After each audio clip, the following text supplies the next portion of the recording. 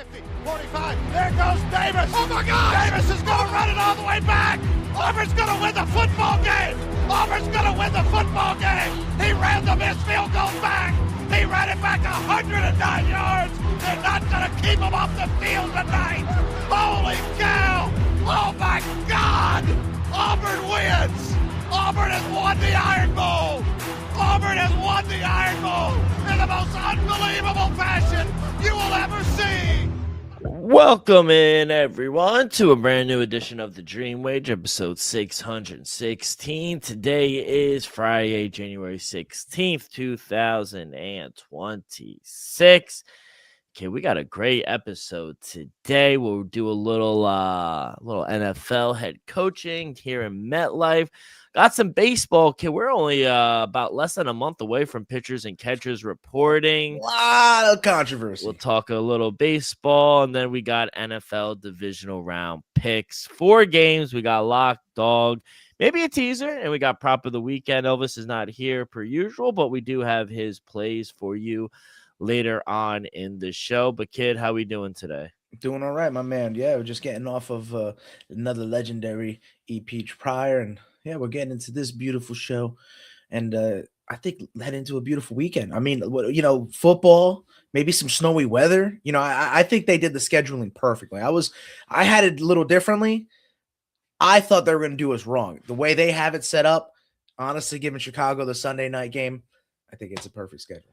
Yeah, we'll talk about the schedule. We'll talk about everything. We're getting a little snow here tomorrow as well, so we'll talk about it. And, we'll get right into it. And we'll start here in MetLife. Giants, they were the most aggressive people. I said it was the best job because good organization, good owner, not good GM, but they got a quarterback and they have pieces to build around. They have draft capital as well. They were the most aggressive. They go out and get their guy, John Harbaugh.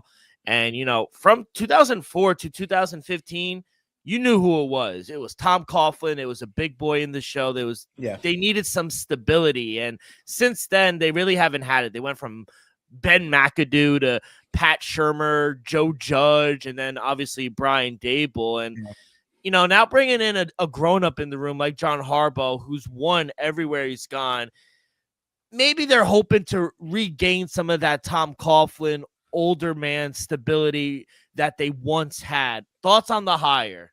I like it for both parties. Obviously, you can see John Harbaugh was looking for a premier franchise. And, I think the quarterback played a part too. You look at a Jackson Dart and you're like, okay, we have a little something there. Yeah. And, for the Giants, you're getting a guy who can win you a Super Bowl. You're getting a guy who, he's been there, done that, right? And it's not his first time on the block. It's John Harbaugh. Moving over to the NFC is something that his brother wish happened, right? You said that was gonna. Yeah, he said that was gonna work out there, but I do think the move is great for the fan base as well. Like you're really rejuvenating this and I think they argued that, I did mention Jackson Dart. They were saying that he might be like the worst quarterback in the division, but I don't know. I don't think they're the worst team. Like, look, the Eagles are going to decline. Look how bad the playoffs wind up. They're going to move off of A.J. Brown. Jaden Daniels, maybe there's an injury prone or they don't fix that offensive line. You're not going to be able to protect him. Who knows if he stays healthy? And then aging Dak Prescott, right? Aging Dallas Cowboys. So I think there's hope there for the Giants. I think John Harbaugh is smart. It was a piece that needed to fall in this carousel because we knew that once John Harbaugh was going to get picked up by a team, all the other dominoes were gonna fall after. So yeah, they were the most aggressive, as you said, but I think they also wanted to just set that continuity. Getting him in the building early and making that move first was smart for their part and something they needed to do. Yeah, 100%. I mean, the Giants, the year before they hired John Harbaugh, 4-13. His first season with the Ravens, he was 11-5. Whoa! So right out the gate. Right out the gate. I mean, 18 seasons. He brings stability. He's a Super Bowl champ, 4 AFC championship appearances, 12 playoff appearances. He's won the division 6 times. He's bringing staff and everything with him, right? Yeah, he's bringing Todd Monken as their OC. We don't know about the DC yet, because I don't know who. So not Greg Roman. No. They're doing Todd Monken. They fired Greg Roman from the Chargers after their playoff loss. He's with Jim. He's not with John, he's got let go. Yeah, he got. Are you saying he got fired from the Ravens and he is now currently on the Chargers? No, he was with the Chargers this year and got fired last week after their loss. Wow. Yeah, Todd Monken is coming over, which is good, I think. And you mentioned Jackson Dart had a role. Absolutely, he was in the meeting. They said. And reading on the sideline, I forgot who he was talking to, but he was like Stefanski. Yeah, it was him or Stefanski. Yep. Yeah, which, to your point, I think last week when you were on the show, that was the two names you were bringing up. You like Kevin Stefanski, which he is a really good coach. We'll see here where he falls. But he interviewed in Atlanta, and the Giants didn't let him out of East Rutherford. He had dinner after the owner. He had dinner with Eli and another Hall of Famer, which is, I don't know. Maybe Umanora, but could be any of them, right? It could be any of them. Unnamed? Yeah, it was unnamed, but I like it. He sees the potential with Dexter Lawrence. He sees it with Jackson Dart. He has Malik Neighbors. Should be really interesting. I think it's a great fit all around. I think it's a good fit for John Harbaugh, and I think it's a great fit for the Giants as well. I think you need a grown-up. Not saying the other guys weren't, but CEO is a term that's thrown around a lot. He's kind of like a CEO head coach, right? Yeah. Like run the organization and make sure everyone does their part and have a foot in every door. Be able to kind of talk about special teams, the offense, the defense, and he's a leader of men. Players, yeah, a leader of men, as they say. Do you think the food had anything to do with it? Now, they have great seafood down in Maryland, but Jersey Diners, kid, I'm telling you, there's something. Yeah, it's funny. Like, I heard that was a big thing. They're always talking about the food. New York, New Jersey is some of the best. I mean, you're getting from, cuisine from around the world, so. Should be a plate. Gets a house in Morristown. Where is he going to get his nice lavish house? Because seems like it's like a 5-year deal. I think it's $100 million. The number is. The deal's not final. They're still working out a few things. According to Adam Schefter, about like 3-4 hours ago, the deal isn't done. They're still working through details. The final issues aren't over money. It's over language. So he said, quote, "There's no derailment and nothing has changed. Talks continue and the two sides are working to get across the finish line." So the money, I think, is a 5-year, $100 million, which is fine, but they're just working over some key language. Not bad. Probably like a Mawa or a North Jersey. I think the commute, people like living close to the New York border, but like kind of out of side of the city, right? Everyone's gonna have nice cars, so you take a nice little drive, like the Oakland area, you know what I'm talking about. Like I like to go out west a little bit by Sparta or somewhere nice. Oh, if you're talking, what are we talking? That's Sussex County. Sussex County, get some land, coach. It's mountainous now. Yeah, that's fine. What is that? A 40-minute drive? It really is, dude. You wouldn't drive that. You wouldn't be a quarter of the way in South Carolina. Yeah, exactly. So I love the hire. Speaking of something I cannot stand, we'll switch focus real quick to baseball. Mets have done nothing this offseason, really nothing. They let Diaz go. They let Pete Alonso go. They traded Brandon Nimmo. McNeil.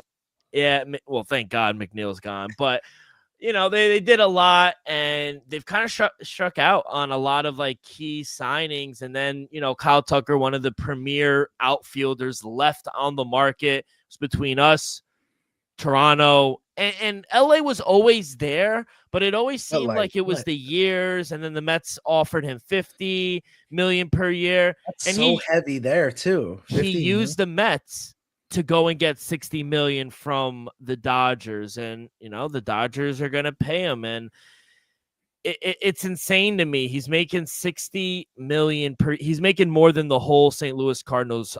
He's making more than a whole lot of other rosters as well, and more than Soto, which we think the highest in sports? It's 11 teams he's making more than. You want to name them? They are Cincinnati, Colorado. I just said St. Louis, Minnesota, Washington, Pirates. Pittsburgh, Washington, Chicago White Sox, Athletics, Tampa Bay Rays, Cleveland, Miami. This is so bad for baseball, and that's why we're going to get a lockout.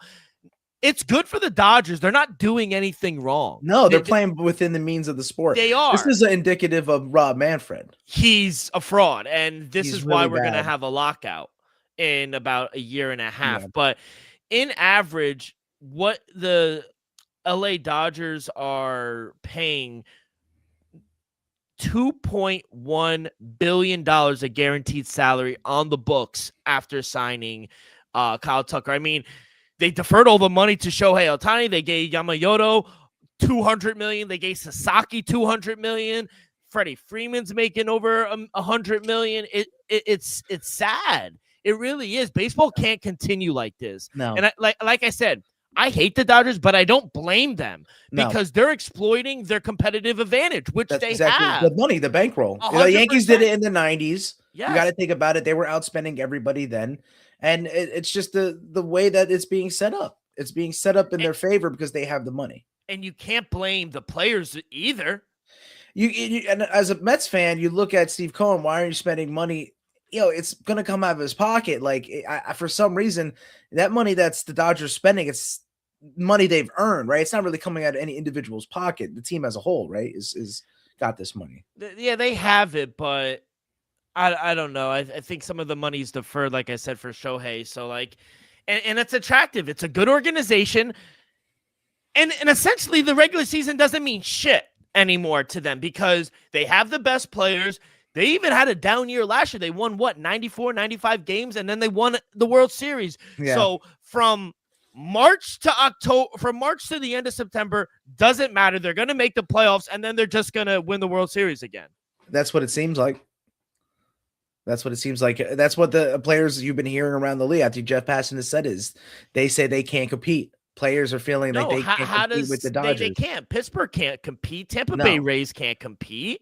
No, it's kind of like a 2 or 3 horse race, really. And that's the thing. There's how many teams in baseball? There's 30. I mean, the NL West is not even competitive. Even San Diego, who's a good ball club, they're not. It doesn't matter. They tried. They spent their money, and San Francisco, they're not going to win either. And then Arizona, Colorado. That's the thing. Yeah, they're kind of irrelevant. Unfortunately, Diamondbacks had that amazing season making a World Series that one time, but fell short. And yeah, the Rockies are just not going to do it. Right? Like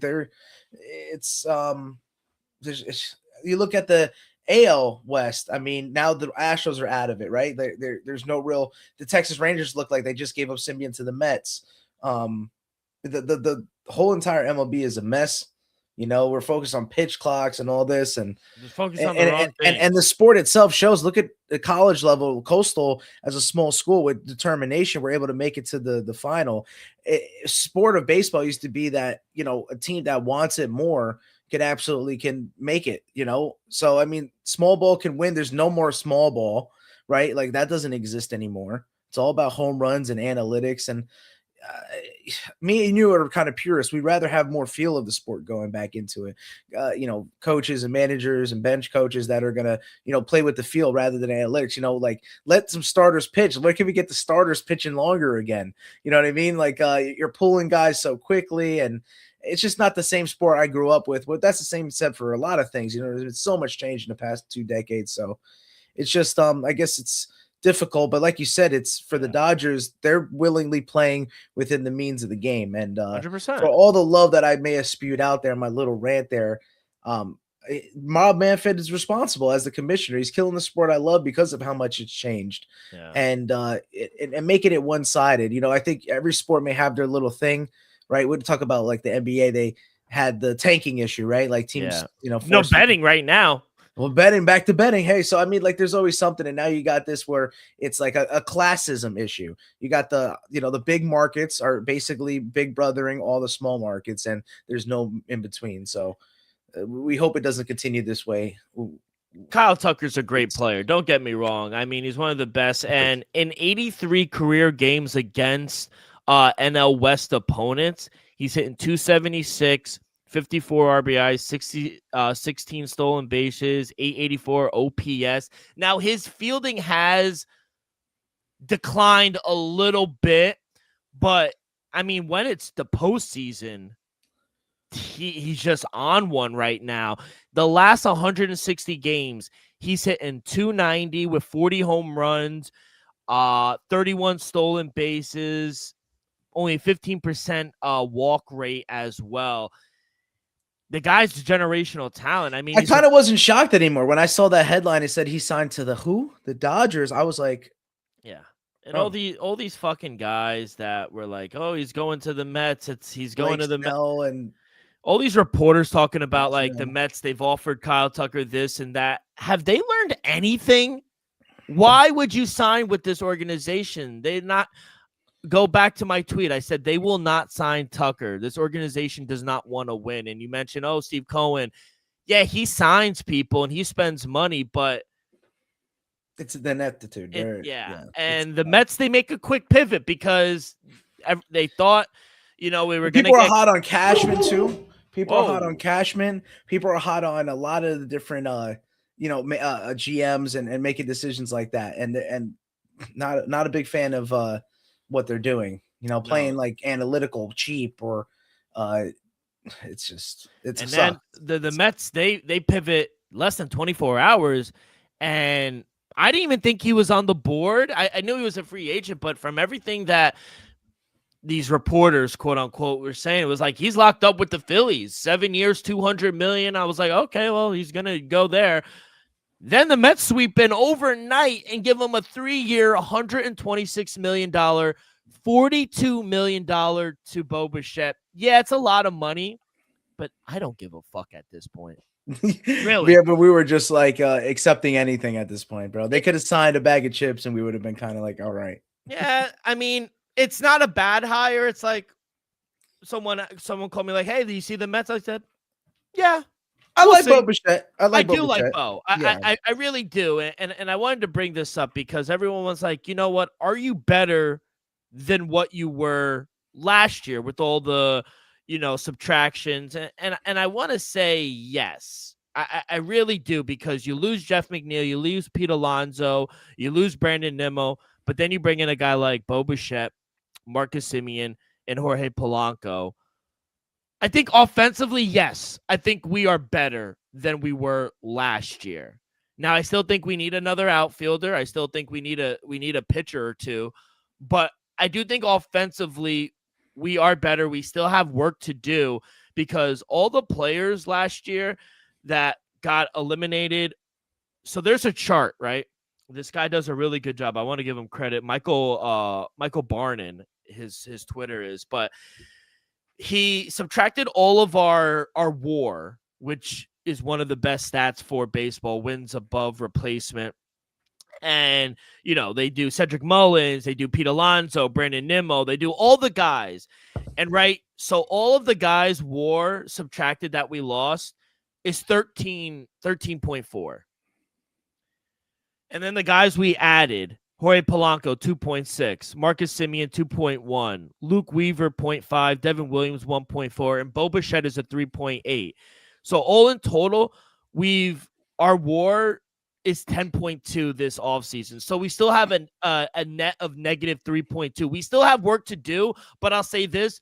Getting Bo Bichette today helped us. We needed a bat behind Juan Soto. I think that helps us there. I don't give a fuck about the deferments. I don't give a fuck about the opt-outs after year 1 or year 2. I think he'll like it. I like the move. I like him moving to third base. And he showed us in the World Series that he can move and change a position on the fly to second base. He's a ball player. Yeah, he's a ball player. He has good hands. It's a fresh start. It's a fresh start. With good teams that can win now, with good players that can win now. I guess my worry is, what do you do with Brett Beatty? The organization has shown us a will of not wanting to move him unless it's for like Tariq Skubal. Well, that's what's going to happen. Now, if it's for Tariq Skubal, cool. I don't mind it. I think Brett Beatty is a great guy where he could put him in left field. You could put him. That's the thing. I do feel like he's young in his career that he could pretty much be moldable to anywhere. Who do we need? Is Soto going to play the field? He's not DHing, right? No, he's playing right field every day. So then, yeah, you what? Have Carson Benji play center now? He's gonna get called No, up. I would put Tyrone Taylor there. Tyrone Taylor, I love it. He's a Yeah, leader, bro. Low key, he I always is. love Tyrone Taylor. My He's a question social. with Benage, Carson Bennett or Benage, Benji or someone, I don't know. is he gonna be ready opening day? Probably That's not, my right? issue with him. The hype is cool. It sounds good. I want to see it. I've seen Brett Beatty, and I think the second half was optimistic. That's the thing. You could put him in left, Beatty. 100%. Yeah, and I think you're right. Maybe leave the infield to kind of work itself out. I mean, the infield is stacked. So you that's put what Jorge I'm saying. Polanco Yeah. at first. You put Simeon at second, Lindor at short, and you put at third. And DH is Vientos, right? Exactly. And you know who Alvarez is behind the plate? Francisco Alvarez. Okay. Pitching, I said, needs help. We need a left fielder and we need pitching. But maybe not a left fielder. I want to see it from Bo. I want to not Bo. I want to believe in Brett Beatty. Yeah, I really it'd be so dope to see him go off. But that's the thing. It's like, what other team can we talk about in the NL that can compete with the Dodgers there? Because we get to the World Series. Yeah, that's the thing. If you look at the AL as well, I think they're clamoring for the Yankees, right? Big market. The only other team that compete, the East Coast Dodgers. Us as Met fans, do you want to go and get Cody Bellinger? No. I don't either. No, I don't want him. No, let him be.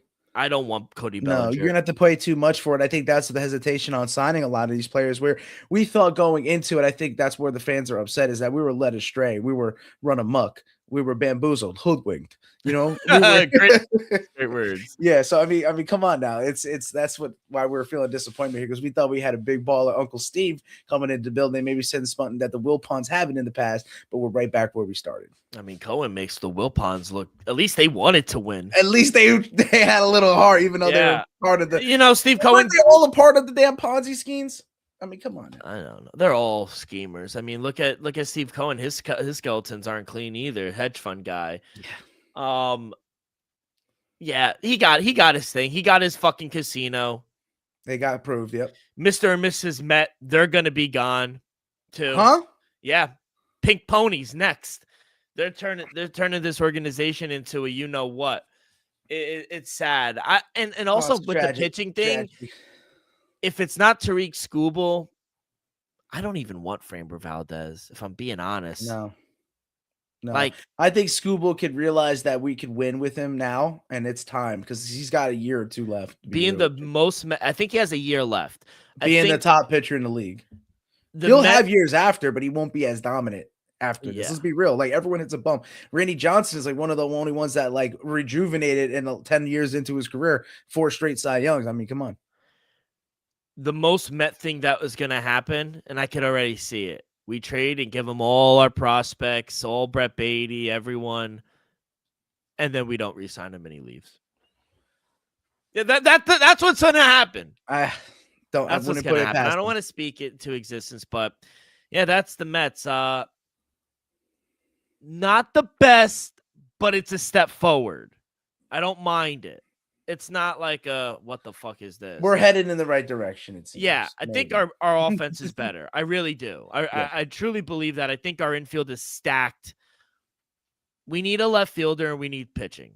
Yeah. That's what it comes down to. We'll see what we end up doing, but it was great to talk a little fucking baseball, kid. I love fucking baseball. Well, we might not have baseball in a few years because of lockout. But anyway, all right, kid, let's get to these divisional round. But before we do that, a quick word from our sponsor, brought to you each and every episode by Viva Tequila Seltzer, the most refreshing hard seltzer on the market, hands down. There's no wonder why Viva was voted #1 hard seltzer in the world by San Francisco World Spirit Competition. With only 88 calories, 0 carbs, 0 sugar, and a light 4.5 ABV, Viva is the perfect drink for your post-game celebration as it was created with that active lifestyle in mind. We flavor tequila seltzer because flavor is the spice of life, and we like our drinks. So just a kick, just like how we like our lives, whether it's Huckleberry playing around a golf with the boys or an elderberry watching the divisional round of the playoffs, it doesn't matter. Our favorites pair perfectly with that Artisanal Blanco tequila for that subtle and refreshing drink. I believe here at the Dream Wager and at Viva is to live long, live well, and live it up. All right, kid, let's get to it. Divisional round of the playoffs. We are down to the final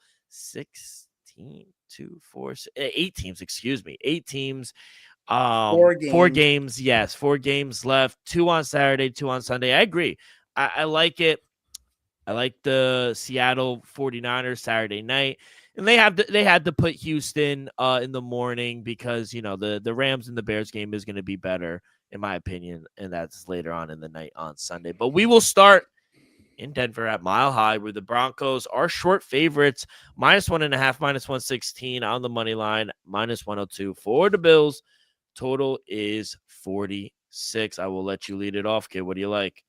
Man, I mean, will Sean Payton and Bo Nix be able to do it, right? I think everyone's other question is if Josh Allen can do it we talked about it last week.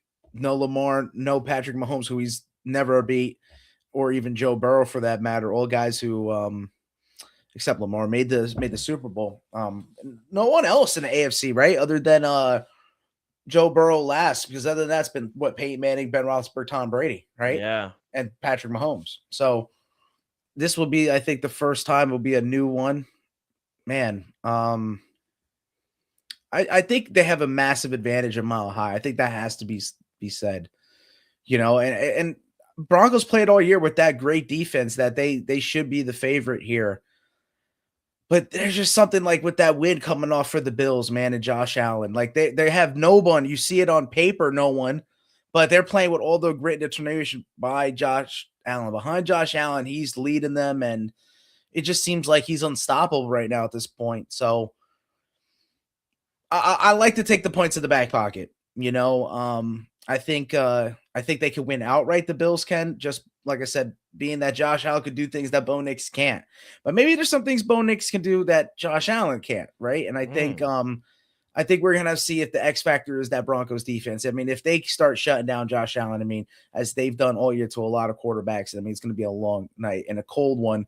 I don't think the elements come into play, but maybe elevation does, and that's why I said the advantage comes into play. And we'll gotta see. I do like the Broncos, but I'm gonna go for the Bills here, and I like the +1.5. Like I said, give me the points in the back pocket.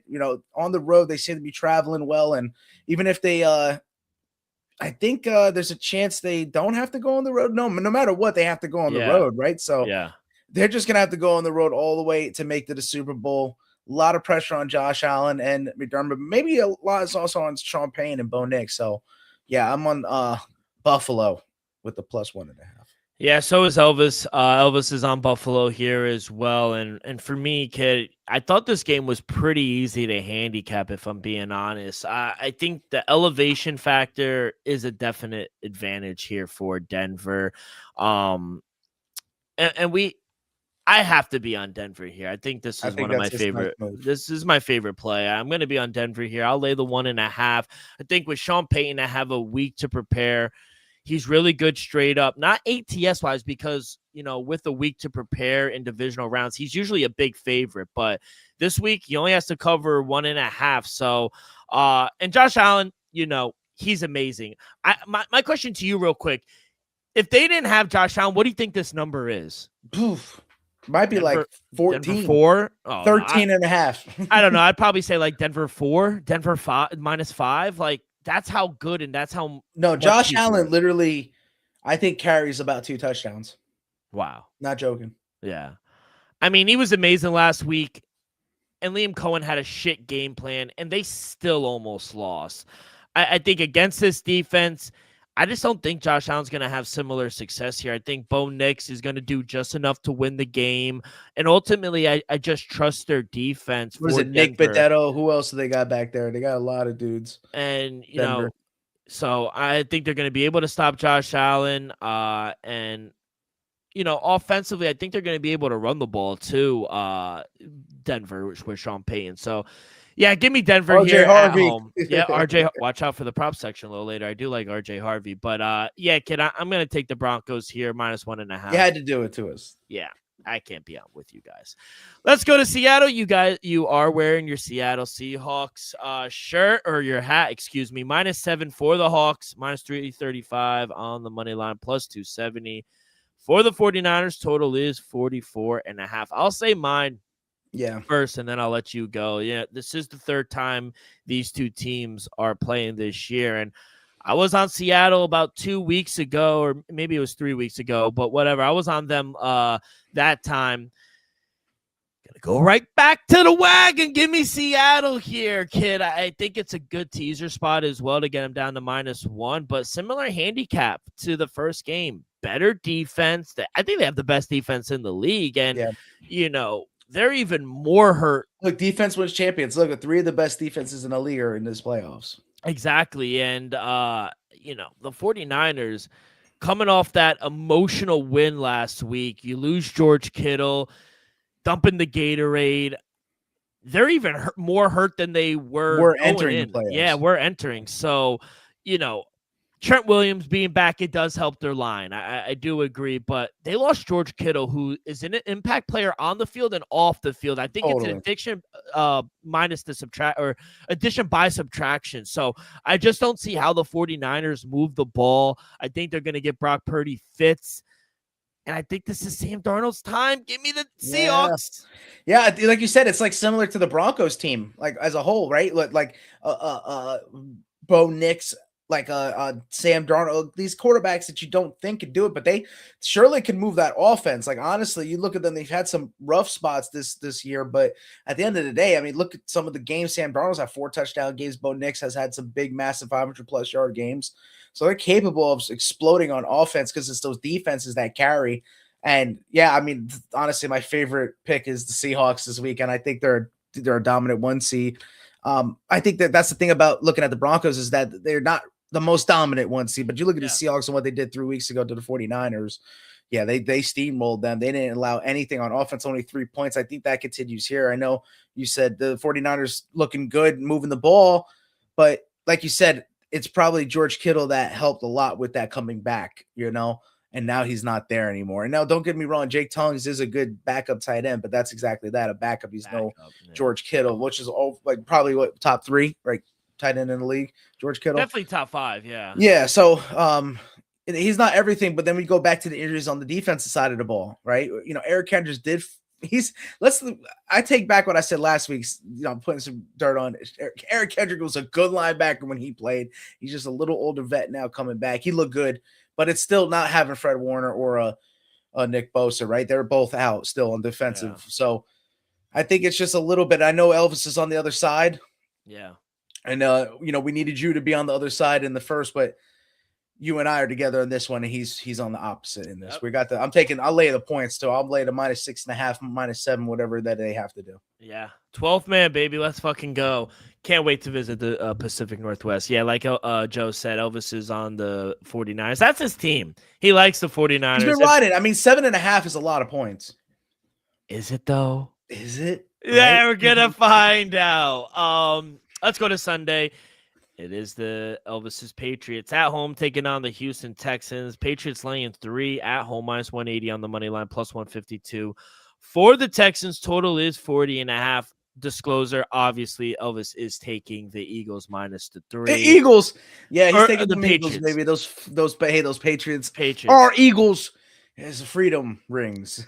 No. I love the Patriots too. I mean, I took them last week. I like them again this week. I know, home, man. It's hard to play in Gillette. I know how good that defense is for Houston, but I just don't see them going, I just don't see them going outside a dome team for a second straight week. I don't think they're going to have a perfect game like they did last week. And I think they got lucky with CJ Stroud. He didn't play good last week. I don't think Woody Marks, he's going to be able to run the ball on this defense. If they stop the run game, it'll be a long day. Yeah, and I just think this is a good matchup offensively for New England. They're going to be able to get anything they want, and Texans are banged up, and I no Nico Collins. I just don't think this offense for Houston is going to get going. Like I said, without Nico Collins, is Christian Kirk going to do anything? We'll see. Christian Gonzalez is back. He got cleared for his concussion. So he's back, and I just think this Patriot team is really good, especially at home. So, yeah, I'll lay the 3 here with New England. I'm going to take them on the money line. That would make you think, okay, take the Texans, but I don't know. It's a question if they could cover because of the offense. Like I was saying to, interject, I apologize, but it was just that offense may stutter big time. Like you said, like CJ Stroud did not look that good. And if they can't run the ball, like if Vrabel's defense, which does focus on the run, yeah, they've been sus about the strength of schedule, but I think they've been very effective when they have played those teams. And yeah, they can stop Woody Marks. They're a subpar running team. It's about the explosive offensive plays that they get, and that's smothering defense. But man, if they break free a couple big plays that the Patriots do have, that smothering defense, it won't really mean much, especially when the clock's going to be burnt on both sides of the ball. So yeah, I'd say that the Patriots could win. I just don't want to take the points with the Texans or lay them with the Patriots, but give me them on the money line. Minus 179, minus 180. And, I may have to do a little something with the spread if we're going to talk it later. Sometimes the juice is worth the squeeze, kid. Yeah. Let's go to Sunday night. Chicago should be a really good game. Environment should be crazy in Chicago. Taking on the Rams. Road favorites minus 3.5, minus 205. Bears plus 172. Total is 48.5. Divisional round is usually good to home teams for whatever reason historically. I gotta take the dog here. I mean, yes, they were a few drops away from covering against Carolina, LA, and they have a good offense, but I just think Ben Johnson and the culture, and I think it's going to be a field goal game. I'm getting the hook at home. I think they're live as well. Caleb Williams has taken the next step, and nothing this defense has done for LA has shown me that they could stop it. I trust Ben Johnson in scheming up play calls, getting guys downfield. I think they're going to be able to score points. I like the over as well. I think we're going to see some points. Hey, Rams to score the ball too. You're right. Yeah. So it's about the defense. Yep. Both defenses are skeptical. So I like the over in a field goal game. I'm going to take the Bears. Yeah, man. I mean, I see that too. I don't know how you could see it with any of these dome teams playing in the environment. And that's why the league is trying to move to dome environments, which just changes the sport for me as a whole. I hate domes. I absolutely hate it, and they should absolutely not do this and keep sport venues outdoors. Not football. It's not football anymore. It's really not. But I'm with you. I'm with the Bears. I'm taking them on the money line to win the game outright plus 172. Yeah, they're my, I just love them. Like, I honestly, it's going to be crazy over there in Soldier Field. They want to move over to Indiana. Why would you ever decide to do that? You and I have been to Chicago. You saw how beautiful that stadium, a memorial in honor of World War I. I mean, it is one of the oldest stadiums and ballparks in America, and it should be like reserved as like a historic monument, to be honest with you. I think the same for like Fenway and Wrigley and like all these historic ballparks. So, yeah, Soldier is one of them, and they shouldn't move, but I don't know. I just know that the Bears are a team of destiny. Look at last year. Look what happened with these two draft picks, 1 and 2 of what was it, the 2023 or 2024 draft? You had Jaden Daniels making the NFC Championship last year. Who's to say that Caleb Williams can't do it this year as the first overall pick? So, they were back-to-back years first overall picks, right? That's what it was, Caleb Williams and then Jaden Daniels. So, I mean, just proving that there is talent coming out of even the NIL year era, and man, I love the Bears as a play straight up. Like I said, keep the points, bro. They're gonna win at home. Like you said, the Rams didn't hold too much against Carolina. What does it make you think about one of the better play callers in Ben Johnson, Dave Canales, Ben Johnson? I think Ben Johnson's night and day a lot better. So yeah, that's why Bears plus 172, plus 175 I'm seeing. And Elvis is on the Rams minus 3.5, which I thought was surprising when he sent it in the group chat. I thought it was very surprising that he's on the Rams. And he's been look, we got to look at the tapes, but from my memory, he doesn't seem like he was always the highest on the Rams. So now taking him again after, not the best performance last week. And Ben Johnson has had success against Sean McVay. So I agree. You mentioned with the whole another dome stat, another dome team coming outside for 2 weeks in a row. They didn't get the weather last week in Carolina. If it was raining in Carolina, they were winning outright. Right. But yeah, kid, I'm on the Bears as well. Yeah, I had two money lines for Sunday. That's why. And then I just laid the points on Saturday's games. I didn't want to touch the points on Sunday's games. Let's go into lock, dog. And do you want to do teaser? I know there's only 4 games. I'll make one up for you. I got a plus money one. All right, let's start with our lock. I'll start first.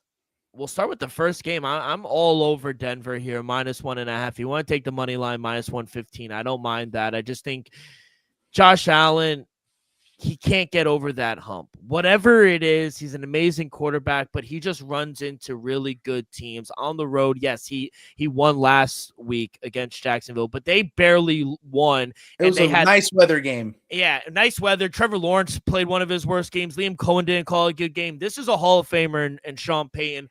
Bo Nix, this is a top 5 defense. I think it's going to be a much different story.